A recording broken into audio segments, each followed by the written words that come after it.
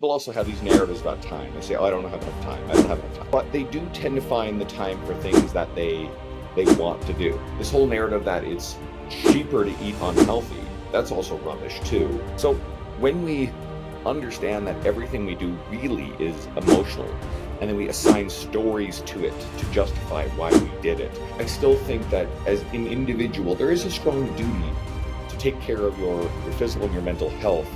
And I think one of the best pathways to do it is to engage in resistance training.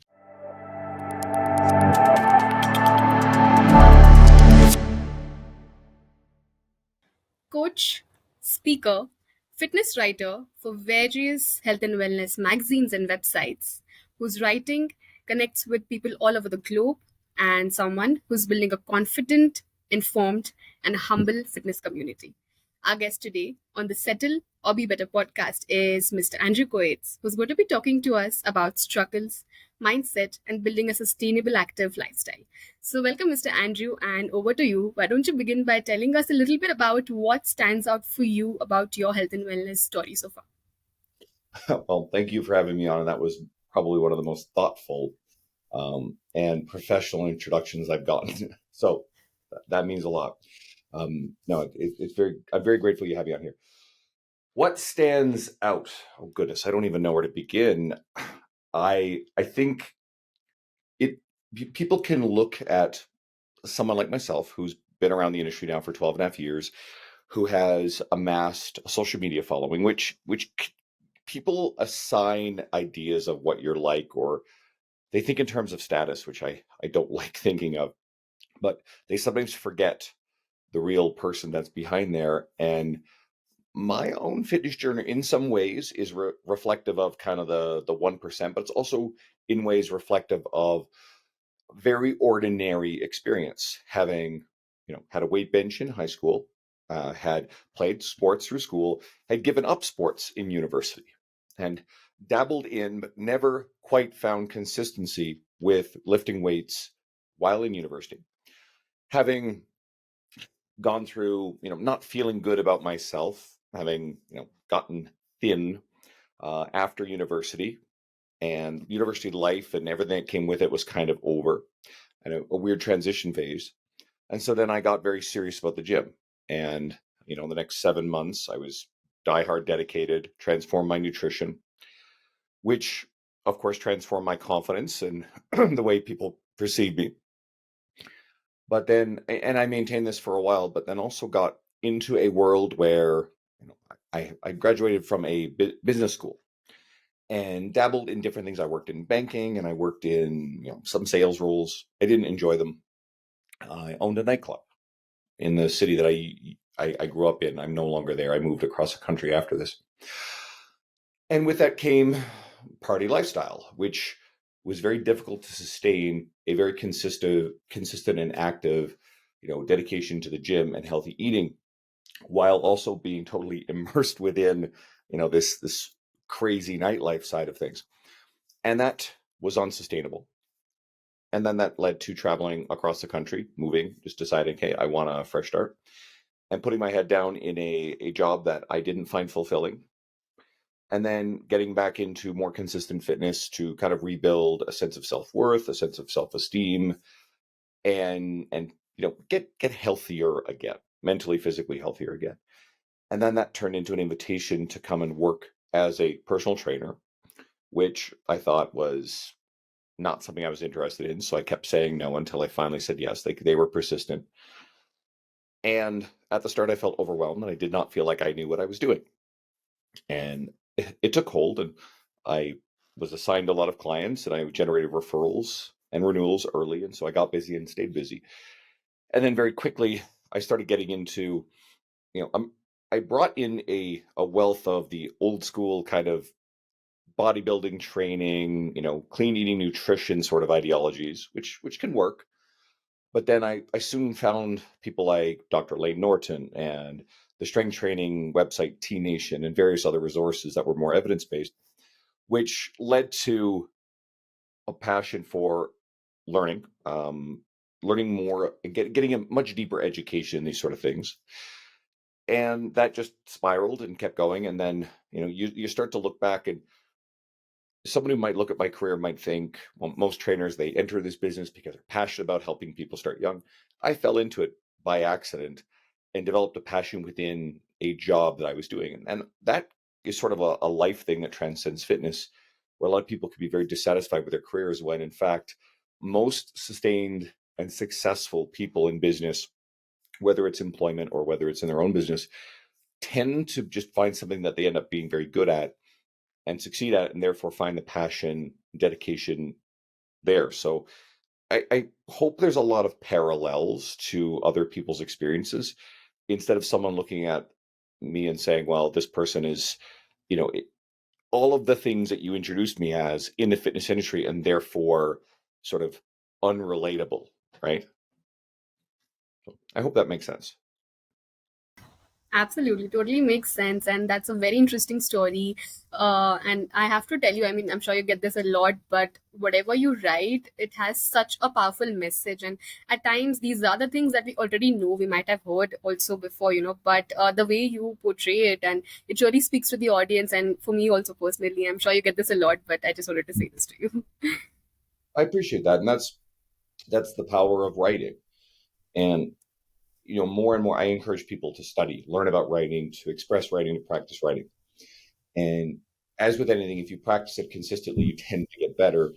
And you also respond to the feedback you get. And social media, a lot of people like to malign social media and say negative things about it, but it can be a really useful and positive vehicle depending on how you use it and how you consume it, and whether you're the one who's in control of what you consume versus being subject to its social engineering and getting caught up in the doom scroll and hiding within it, as opposed to having deeper, meaningful relationships with the people closest to you. These are important elements. But if someone can take pieces out of social media that gives them a little bit of a positive, excuse me, a positive boost, a positive nudge in a day, something that they see something and go, oh, I was thinking about skipping the gym today, but I'm going to go get my workout in. Or that's probably most applicable to what we're saying here. You can use it for good. And then on my side, yeah, it's the practice of writing. Right behind me, I have a bookshelf full of books on training and writing. So I study writing. I teach writing to some people. And the way that you choose words, the way that you formulate messages, the way that you clean up the words that you use can make a big difference between people wanting to consume it, wanting to share it, if it resonates with people, because the ideas also have to be ideas that resonate. But I think within our industry, a lot of these ideas, they can be very generic and they can get very repetitive. So sometimes the best thing is the way that you express them. And you kind of know that you're doing a good job expressing them when people are copying you and plagiarizing it, which of course happens a lot too, right? That's a tricky one because you can't spend a lot of time getting bogged down in those things. But you can take it as a sign, okay, cool, you're doing something right. And ultimately, if more and more people like it, more and more people share it, it brings more people to your door. So for anybody, and I don't know if most of your listeners are probably just everyday enthusiasts, people who want to be active, or do you also have coaches in here? Also, coaches, yes. Also coaches. So if you have a coach who is trying to gain more followers and get more clients, then that still starts with doing a really good job of showing up and serving the people who are already there. If there's a small personal network, if you share the knowledge, the wisdom, the expertise that you have to those people and serve those people, well, they're going to start telling other people and they're going to start sharing it through their media if they're following you. And so therefore you practice the way you express it, but you also practice the consistency of showing up, which is just like anybody who is forming a fitness habit. One of the best skills you can practice, it's not worrying about the nuance of this exercise versus this exercise, or even complicated nutritional strategy. It becomes showing up at the gym, metaphorically or literally, whatever your active outlet is, showing up at the gym on a consistent basis. It's not necessarily every day, but it's whatever is regular to you. And to identify the places that you're struggling. So what are the things that are getting in the way? And try to make the obstacles smaller and easier to get around. So that way you're consistent. And then looking at your nutrition, instead of overcomplicating that, maybe it's taking the existing cooking skills you have and making sure that you have access to the food you need to cook. I mean, time is a big thing, but people also have these narratives about time. They say, oh, I don't have enough time. I don't have enough time. But they do tend to find the time for things that they want to do. And if you would rather watch the television show or use social media than to cook meals for you, often enough, there are exceptions. There are people who are working two jobs and, just doing everything they got to do to provide for kids. There's no shade or shame at that person who's in that position. But for a lot of other people, this no time narrative is a fabrication and a fiction that just lets someone off the hook from actually doing the thing that's challenging. And it helps alleviate some of the guilt and shame for not doing the thing that you feel like you should do, which is to engage in healthier lifestyle behaviors, because we know something really bad is on the far off horizon, but it feels far enough away that doing something about it right now doesn't feel urgent. But the time passes anyway, and it gradually creeps up on you. And before you realize it, some of the things that will lead to those potentially nasty health outcomes are taking root now. So I also believe in pushing different buttons to say, all right, what's going to motivate you? Is it just because you want to have better energy tomorrow? You want to have a little more energy to play with your kids? Or do we want to bring to the forefront this idea? Let's say you're a 30 or 40-year-old listener right now. Okay? Visualize, literally picture you in your mind, but you 20 to 30 years from now. Okay? Because that's an abstract, far off thing that's never going to happen in our minds. But it will happen. So if you pause and you picture yourself with grayer hair, or guys, less hair, and more wrinkles, and all of the other things that will come with age, and you see that person as a real person, because we tend to are better at making decisions, being kind and being empathetic towards, the person in front of you versus an abstract concept. When someone tells you there are however many million starving children in various places in the world, that's a statistic that has no emotional resonance. But when you're shown a video from World Vision or whatever else of an individual child and the circumstance that they were born into through no fault of their own, that pulls on heartstrings more and is more likely to get someone to decide to give money and to donate. So the same principle applies here. If you can think about you as an older person who is completely at the mercy of all the choices you make, and it doesn't mean you have to be perfect, but it means on average, if you can make better choices, to be more active, find something that you enjoy, to make consistently better nutritional choices, and quite frankly, most of the healthy stuff that we could be eating actually tastes pretty good. Okay. I think people get this idea, eating healthy has to be boiled skinless chicken and plain boiled rice and boiled vegetables. And okay, but don't look at what the bodybuilders are doing and the cliche stuff. It's just if you're someone who's struggling with your nutrition, just take a look at how much you're eating out and how much high calorie food you're eating, and just how much volume of that food, how many liquid calories are you consuming. There's no shame in any of that. And it doesn't mean you have to give it all up. It means, can you put them into kind of two boxes? Can you say, what are the things that I love this? I would literally rather die than have to give this food up. Okay, cool. Let's keep that. That's fine. Like, there's probably room to keep that stuff. But then what's all the other convenient, dare I say it, lazy, high calorie, mediocre crap that we are consuming on a very regular basis because we didn't plan ahead, we didn't think ahead, we didn't prepare meals, and we always are leaving ourselves to the last minute to go, oh, I haven't eaten all day, I need to grab something, which becomes a good justification for getting whatever, fast food you're probably craving, only to feel after, because it's never as good as you imagine. It never feels as good as you imagine. You usually feel kind of rotten afterwards.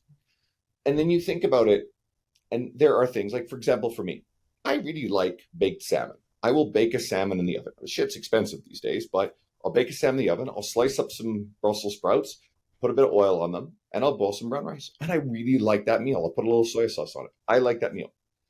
And I like that meal a hell of a lot more than I like the proverbial metaphorical McDonald's Happy Meal. Also, this whole narrative that it's cheaper to eat unhealthy, that's also rubbish too. Even with the expensive salmon, per meal, if I go and I grab a salmon, I cook 6 meals in a batch. Right? I'm not cooking each one of those meals individually and needing to take all of the time to do it one by one. I'll cook all in one batch and I've got food for 3 days. Cool. And honestly, once I chop up the salmon, chop up the Brussels sprouts, throw it in the oven, I can set a timer on it. I really don't have to mess with it. It's not that much effort. And the amount of time it takes probably is not that much longer than running out to go get whatever thing I'm going to get conveniently anyway. So there's another broken narrative. And also the decision fatigue that comes with it, right? I mean, you have to think like, what do I want? What am I craving? That's relevant. Decision fatigue is very relevant. Absolutely. And so one of the strategies there is to simply think a little bit ahead and decide, and maybe it's taking 20 minutes on a Sunday to pause and think, all right, well, what meals do I want this week? Am I going to do a stir fry with chicken or lean beef, or depending on what someone's or fish or whatever someone will eat, or maybe it'll be I make a lean ground turkey pasta, which I like a lot, some bell peppers, and you can manage the overall calorie load based on how much sauce and how much noodles you make. But you can shift the balance of these things and how much vegetables you put in them. And if you think ahead and you go, okay, cool, here's what I need to have on hand. So you'll know across the week when you're going to be able to go out and get these things. Cool. So if you build that into somewhere convenient where you're literally driving from a place you need to be to another place you need to be, you hit up whatever you need on the way, you can build it in. Okay. Like that's what I do. And you could actually be more time efficient than if you're consistently going out and getting one off convenient things. Or let's say someone uses food delivery apps. Once again, those things, I don't know how prevalent they are in India per se compared Very, to the West. What? they are very common. I mean, we have so many options here, like it's crazy. Yeah, and I mean, I don't want to make any assumptions, but I mean, like, I know that at least in like a lot of the bigger cities in India, we're talking about very, very cosmopolitan, very progressive cities, right? So it doesn't surprise me at all that we have a lot of the same technological options as we have here. So again, if we're going to do food delivery apps, there is a greater expense added as well. Sure, incredible convenience, but to your point about decision fatigue, well, you have seemingly infinite array of choices you can make on food delivery apps. So sometimes it's simpler just to go, all right, I'm going to go pick these particular things up and plan for the week, and strategically time when you cook these things. And quite frankly, with some of the things I cook, I can still, if I want to watch TV, which I don't do much of, I could still watch television while I'm cooking, right? Everybody has a laptop now. Everybody, like, or I think most people. A lot of people watch their TV shows on their laptop. So if someone's whole narrative is, well, I'm making a choice between cooking healthy versus watching a TV show I like. Again, rubbish. You can pop that TV show right on as you're doing your cooking, and you can stack habits 2 for 1. Something I recently started doing because I like reading and I read a lot, but I find with just how much I'm working, I don't necessarily get a ton of time to sit down and open a book and read, right? Or I have more than I can get through. And I do a lot of audiobooks while I drive. But I wanted to do more steady state cardio, more of the zone 2 stuff, the low intensity, but you have to do longer duration. The problem is you need the time to do that longer duration cardio. And this is in on top of my strength training. So what I've started doing is bringing a book with me to the gym. I'll do my strength training and then I will jump on a bike because it's easier to do it with a bike for 15 to 25 minutes or so. And I will pop open a book and I will read, because if I'm on that cardio equipment, I get bored really fast if I'm not doing something else, right? Maybe I can crank on some music, but I find that the book actually helps me focus on something else. It passes the time. And then I feel fantastic about the fact, well, I'm working through a book that I'm interested in because I want the knowledge that's in this book, but also I'm doing something that is good for my long-term health. True. I do remember you recently sharing this very amazing tip, and that's really a great one that we can easily, include in a lifestyle study. And it was an amazing point that you mentioned about envisioning yourself as 20, 30 years later, and that's something I want to come to towards the end of the podcast, and it's something really important I want to discuss. But to go ahead and to my next question is, you talk a lot about decluttering the fitness space, because there's just so much conversation and so many of these concepts and ideas that people keep talking about. But what is it that today you would like to address and declutter out of this whole fitness space? It's it feels very productive to consume information. And a lot of people, whether it makes them feel productive and it alleviates the guilt, the discomfort, the emotional discomfort of ultimately procrastinating from taking action on the thing that's going to make them healthier. So they will consume, consume, consume. Hey, I'm doing something really good, but you actually haven't applied anything, right? People do that in all kinds of realms. So it becomes saying, all right, well, I have to act on some of the things that I'm consuming. But it probably also means being a little more selective in what we're consuming.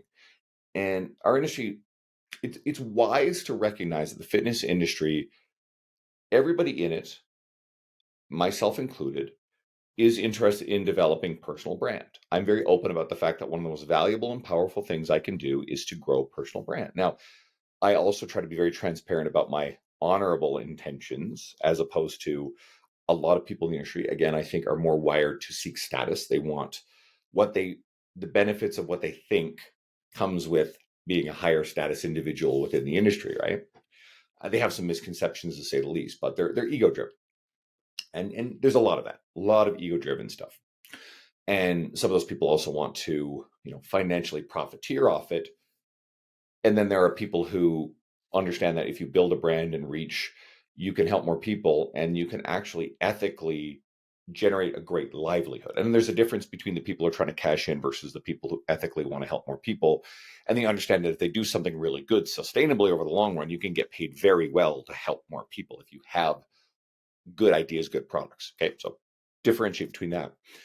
And it becomes trusting the message, trusting your instincts on figuring out whose messaging is honest, is credible, versus the people who are probably more aggressively trying to establish a personal brand off of outrageous claims and claims that go kind of against the understood science and evidence of the industry. Oftentimes we'll see this within nutritional ideology. So people will have their entire brand around ketogenic diets. Somebody popped up, a non-follower on a post of mine recently, and is like, everybody needs to do keto. Needs was in like all capitals. It's like, blah, blah, blah. It goes into a bunch of stuff. And I responded, I'm just like, no, this is rubbish. And I don't like sometimes trolls. I'll sometimes just block them, delete them, whatever. I put this account on restrict because I'm not interested in replying to it anymore because it's just complete nonsense. And it's knowing that a lot of the time, especially if we feel frustrated, if we're in a really negative emotional place, we are theoretically more vulnerable to these overblown promises of easy results, fast results. So we have to be on guard against those false promises, and especially throwing our not only our money at these things, but we pay with our time, we pay with our attention, and those are very valuable and limited resources too. Resources that we only have so much time to be active and to cook and to do the other healthy things. And if our time is being soaked up and given to these bad faith actors who are sharing misinformation to their own benefit and not with any intention to really make your life better, or maybe they're so deeply indoctrinated in something that isn't evidence based that they genuinely do think that they're good for you. Get the sort of the religious uh, missionary who spreads the good word of whatever religious doctrine that they're spreading, and they believe in this fervently, right? And I think a lot of these nutritional idealists and zealots kind of think that way too. But I think we just have to be very wary of these false promises or anything that deviates from the basics of, you know, good, calories in, calories out based nutrition, although taking into account your individual circumstance and the basic fundamentals of resistance training and cardiovascular training. And I think we individually kind of have to narrow down who and what we're following too. And maybe that means unfollowing or even just muting the multitude of accounts and resources we're following, or to understand again that, if you read yet another article or another book or listen to yet another podcast on these healthy concepts, that's great if it's motivating, but it's not very helpful if it doesn't actually consistently motivate you to put boots in gyms. Again, I use gym as a metaphor for anything healthy and active that you could possibly do that you enjoy. Understood. That was very insightful, and it's true. Today there are these food wars and these experts talking about this one particular aspect of fitness that really worked for them, and also I'm sure it works for a lot of other people. But they come out so strong about it that it's almost offensive to the audience when they listen to it. That this is what you're supposed to do. This is what you're not supposed to do. And then it's not just one person. There are like so many people and companies and brands out there doing the same, and then it gets really overwhelming to come down to one thing that really works for you. Again, the decision fatigue thing, and then that's what happens with a lot of people is that so many things to consider, and then they just leave it at that. Like, let me just be where I am. Let me just take a nap on it. Let me sleep on it, and then let's see what happens. So that's a very interesting thing that you pointed out. And there's another thing that could be really valuable to use when we think through the lens of decision fatigue. So decisions become more fatiguing. We're really talking about willpower. Fundamentally, we're talking about willpower. When the decisions are things that, well, rely more heavily on willpower, but they're decisions that are outside of our sense of identity. So if someone is struggling and they want to become more active, eat healthier, but their traditional identity isn't that of the person who is active, that the person is healthy, then we have to white knuckle it. We rely more on that willpower, and we are subject to decision fatigue, especially later in the evening when, on average, like the food that we eat past a certain hour is not magically fattening, but we just so happen to coincidentally tend to go for the higher calorie stuff that's not necessarily as nutritious. I mean, that's a common way that we eat later in the evenings, right? And that plays into willpower and decision fatigue. So it then becomes trying to foster, either tap into the parts of your identity that, maybe in the past or currently are more aligned with the healthy, active lifestyle. And if we bring that to the forefront of who we are more likely to be successful because it's simply just easier to make choices that are consistent with who we are. If someone's a video gamer, right, that's part of your identity. You love, whether it's, first person shooters like Call of Duty, or if it's, MMORPGs, fantasy fiction type stuff. Like it's like, I love Witcher. I used to play World of Warcraft, stuff like that. And, or maybe it's like racing games. I don't know, but it's really not very difficult to sit down and turn on the Xbox and to play the video game that you like because you're a gamer. Right? Whereas for people, some of the people listening, like the gym is like life, it's diehard. So for you, it takes more emotional energy to skip a day at the gym than it does to actually to go, right? It's an automatic, it's a default setting. So how can we help more people make choosing to go work out to cook the healthier food the default setting? And I think that is in identity. The book Atomic Habits by James Clear does a really good job of talking about these concepts. And a related concept is the idea of an aspirational identity. So if you're still someone who says, well, I've never been the active person, that's never been a part of who I am, well, we can facilitate. It's like looking at your future self, but this time it's a slightly different example of the version of you that is all these things, that does all these things. And I think most people who want to get active and want to be healthier, they sort of do have this idea of an aspirational identity. They just don't really like crystallize it and think about it and clearly visualize it. And it becomes clearly visualizing it and then reverse engineering, well, what are the behaviors that you believe are consistent with this person that you want to be, you see yourself becoming? And then you can continuously think about that, and you show up and you do the behaviors that are consistent with the person that you want to be, right? And over time, that identity will take firmer hold to the point where you realize in time, you look back and go, wow, I do actually feel like a different person. This is part of who I am. It's easier now.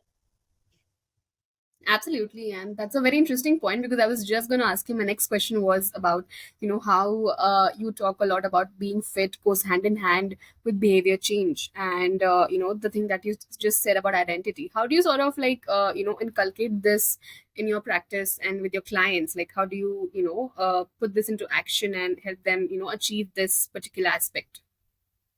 It it's asking a lot of questions, okay? Because I think fundamentally most people know what they need to do. Right? There may be bottlenecks where there's information overload or what have you, but most people fundamentally know that they need to eat better quality food. They know that they need to be more active, right? They may not know where to start. Someone who knows they're supposed to resistance train but is intimidated by the idea of stepping into a gym. Well, cool. We got to address that. We got to give them some of those skills.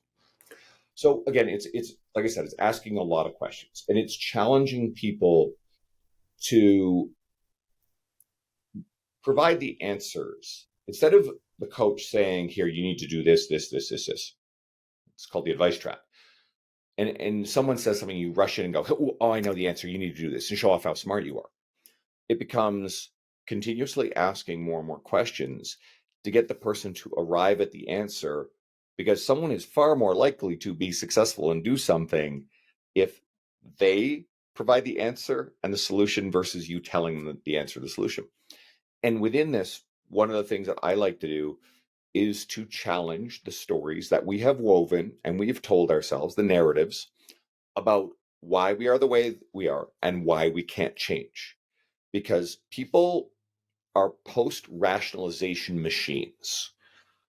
We like to think that we're logical. We love to think that. Some people understand that they're very emotional in the way that they make choices, right? And a lot of this stuff is in buying. But really, any choice is a type of buying, or buying into an idea, an action. So if we can accept that every choice we make and everything we do is based upon an emotional want, a desire, and then it's wrapped up in a neat little box of logic that we assign to it after the fact. It's called post rationalization. We bought the car we bought, assuming that we're driving cars. I know that a lot of city dwellers, it's not as easy, but let's say we buy a car or something else, and we buy it because it gets good gas mileage and it's got room enough for the kids in it, and it's got this feature and it's got this feature. Great, cool. Those are all things that you've layered in there. You bought it probably because you liked the way it looked. What about the color, the style? And yes, I think there are people ultimately who, hey, we got to go get the minivan and they would rather have the sports car. Okay, cool. I get that. But fundamentally speaking, most of these decisions really are things that are, there's an emotional thing. Even the fact that we're buying the minivan is an emotional choice because, well, we need to be able to get the kids around because the kids are a priority. We got to get them to the different, got to get them to school, et cetera, the other activities, want to keep them safe, right? So even though it's a logical thing, well, I need a vehicle that has a high safety rating, but really the desire to keep the kids safe and provide for them is a fundamental emotional thing first and foremost, right? It's a very instinctive thing.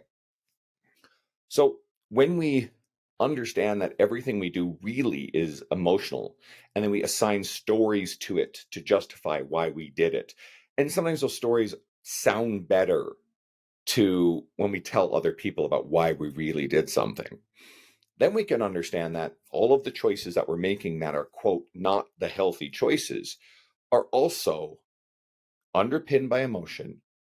And then we wrap them up in a nice little logical bow, right? And we have a justification. And it's like, well, again, I don't have enough time. That is a narrative. That's a story, right? There's something else going on there.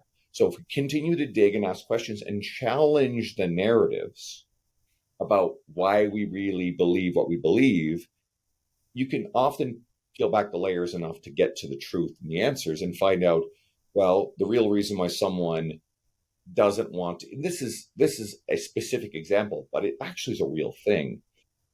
The person who struggled with their weight their whole life, maybe that it's just rooted in a self-esteem issue where it's easier to be, quote, kind of invisible from other people by being overweight because there's a lower expectation. And then this is wrong, but it's kind of how human brains work, where we fundamentally, as a society, we look at people who are overweight. Again, like I said, I don't agree with this stuff. I don't think it should be this way, but we do, and we assign certain negative stereotypes to people who are overweight. We do. Humans, we do that, right?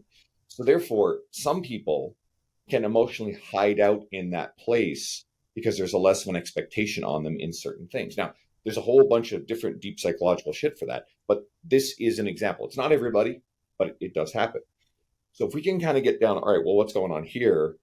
Sometimes that person can then reframe what's going on in their world, or at least get in touch with this. Oh shit, I never thought about it that way, because maybe they don't even realize what they're doing. And that's the start of maybe discarding these old identities, these stories that are protecting us, that are insulating us from being hurt, right?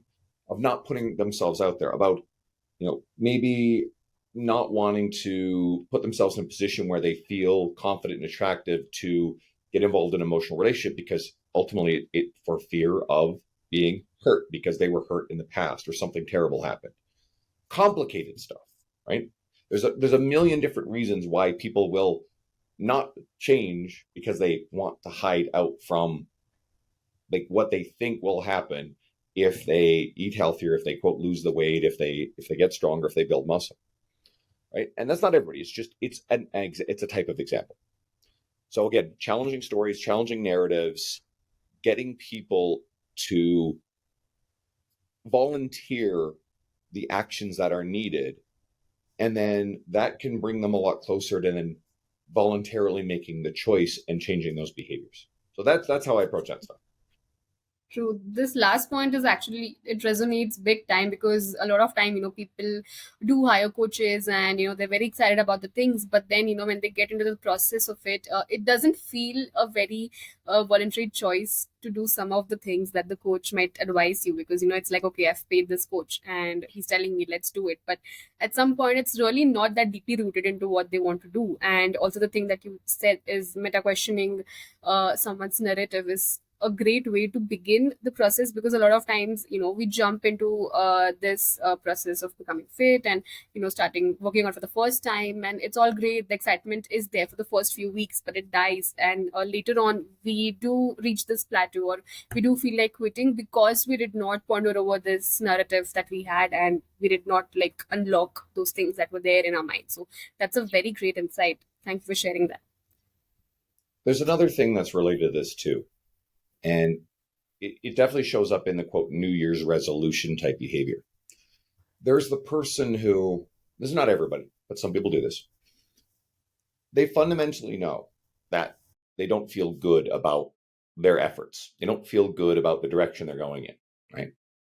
And so on New Year's or sometimes other junctures, they resolve that they're going to change their lifestyle, major overhaul, something that even they deep down know is unsustainable, but it's their idea. They have this false idea of the extremes that you need to live within to be healthy. They have a completely distorted idea of what healthy lifestyle must look like, what resistance training must look like, what the amount of cardio you need to do must look like to, quote, lose the weight, how you need to eat. All of the things you enjoy have to go. It could only be suffering and difficulty. But they say, all right, I'm going to do this. New Year's, I'm going to give it a shot. And they pick the unsustainable path. And maybe they stick to it for 2, 4, 6, 8 weeks, whatever. But eventually, you cannot, through decision fatigue or willpower fatigue, cannot sustain those behaviors. And it's another narrative. And it's to say, well, I'm just not the kind of person who can do this. I gave it a try. And it starts to, for a while at least, it alleviates the guilt and the shame of the circumstance that they ultimately are choosing to live within. but it's sort of giving them a bit of a pass emotionally on not making those efforts because they've picked something that's too hard and too unsustainable, but they tried and they feel good about the fact they tried and they can tell people they tried. And it's the justification, it's the narrative to say, well, I just can't do this because it's their identity. So, and again, it's about getting to challenge that narrative, challenge that whole sense of identity, show them a more sustainable path. The things we talked about earlier, like figuring out, all right, what are the foods, things that are non-negotiable, and then what are the things that honestly, it's not even that good. We're wasting time, money, calories on this crap when we would just simply feel better and enjoy life more if we actually just put in the effort to prepare better quality food at home. Everything gets better. You still get to have the things that you love the most. If you really love the chips, I mean, maybe we have to set some boundaries around just how much of that stuff you have. Alcohol is always a really tricky conversation. Maybe it's pie, maybe it's cheese, right? Okay, maybe we can set a reasonable boundary on those things you love because it can't be, 8 beers a night. Can't be. Like, you can't live like that. Very, very few people without some very serious medium term and long term harm that's going to come down the pipeline for that, right? There's all sorts of problems with that. But maybe it's beers with friends on a Saturday night. Can that fit into someone's healthy lifestyle? Yeah, sure it can, as long as the rest of the week is actually pretty darn good. And then, okay, well, beers with the friends involves nachos or some other whatever food. Okay, cool, cool. High calorie food, no big deal. If you're very active during the week, you can probably still fit that. But then it also becomes Sunday morning. You start the morning with a big glass of water, and make sure you don't have too much of a hangover. And it means being a little active and not letting Sunday turn into a, well, shit, I blew it. Therefore, I might as well just do whatever, and then I'll reset the whole thing on Monday. That's another one of these stories that justifies just not making the effort and eating the crap food that we crave. So challenge the stories, challenge the narratives. Absolutely, that makes a lot of sense. And also, this last part that you just spoke about, it's really important to also, understand the social life of a person, and to not completely go to the extremes when we begin this process, and to balance it out, and also leave some room for those aspects of your life that you don't really want to, but not to postpone it for later, and that sort of thing. That really makes a lot of sense. Thank you for sharing that with us. And Yep. I want to ask you the next question, which is like, I'm really excited about this one. So, we have heard about the struggles that women have when it comes to the fitness journeys, strength training, diet, whatever, because most women have always been loud about the struggles that they have. Like, for example, one of the biggest one is going through such a different mood roller coaster throughout the whole month, just because of the periods and the menstrual cycle, and how your mood changes just in 1 month or every week. And also being a mom, or managing all of these different aspects of your life. But I really want to shed some light on, what do you think, and what have you noticed are some struggles with men and their fitness stories? Because we don't really hear a lot of conversation about this particularly. So, what would you like to say about this, and what have you noticed personally that are some struggles very specific to men, and that don't get talked about often or addressed very often? What's funny is, like, I hadn't thought about that because, like you pointed out, a lot of the time there are more societal narratives that discourage women, right? And I mean, I think two of the big ones are the expectation that as a parent or caregiver, that the child in the family must come first, and that's a very cultural thing, but I think it's fairly pervasive across cultures, to where any perception that you do something for yourself is taboo or will be judged or you will be shamed for it, when in fact, one of the best things you could possibly do to long term have the physical and mental energy to care for your family and young children is to also make sure you have a little bit of time to make sure your nutrition and your physical health is, you're doing the things that optimize for that, right? Your energy. And of course, women then culturally, societally have been discouraged from, don't get too bulky, uh, that's that's not attractive, whatever sort of thing. That's starting to break down, but I would still say 75% of women that I've met in consultation who've looked to hire me across 12 and a half years have said some version of, well, I don't want to get too bulky. I just want to tone up. Like, okay, cool. And I don't lecture them on oh, tone is not a thing. It's like, all right, cool. I understand exactly what you mean. Try to reassure them a little bit, get them involved in the whole thing. Pretty quickly, they realize, wait a second, like it's really hard to put on that much muscle. On the men's side, I don't know if I have a really good answer for this. I mean, I think there are a ton of things that guys deal with. I know it's more taboo for men to talk about what's going on with their mental health. That's a big thing. And I'm still a big believer that there are interventions like, talking to a qualified professional, and there are going to be some circumstances where there are certain medications for certain types of mental health concerns that sure work quite well. But as an aggregate on our society, and some people might not like the way I phrase this, but the most powerful intervention across society as a whole, that doesn't invalidate the other ones, that would have the greatest impact if we got society to be physically active, to engage in resistance training and cardiovascular training, and to eat better. It would do such a massive positive service to the state of, the collective mental health, that it would then allow for the resources available that were needed for the people who needed the other interventions as well to have even better access to them. That's also true of a lot of physical health things too, right? For all we talk about the overwhelm to, the healthcare system as a whole. I really don't know if I have another or better answer about just the unique things with men. There are cultural and societal expectations for men to be strong, to be providers for their family, and I think there could be a lot of shame for men who do not fulfill those societal stereotypes. But now, culturally, we're seeing it, and some people get carried away with this whole thing. It's like war on masculinity. I'm not interested in these sort of weird narratives, but I definitely think there can be some socially acceptable outlets that allow men to not experience the shame of the traditional, hey, you're not the alpha personality. So I think men are often gravitating towards some of these other places where it's identities that are different than the traditional masculine male. That opens up a whole bunch of complicated stuff that I am not qualified to talk about. But I think the whole idea of the gamer, right? And I think you can be both.